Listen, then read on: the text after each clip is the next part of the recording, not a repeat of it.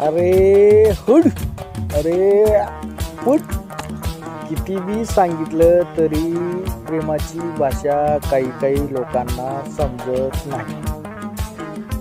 एकदा सांगून पहा, दुसऱ्यांदा सांगून पहा, पण तिसऱ्यांदा सांगून पाहू नका.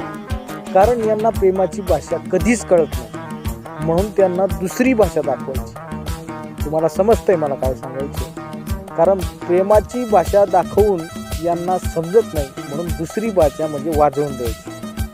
आणि वाजवल्याशिवाय आवाज येत नाही, म्हणून लक्षात ठेवायचं.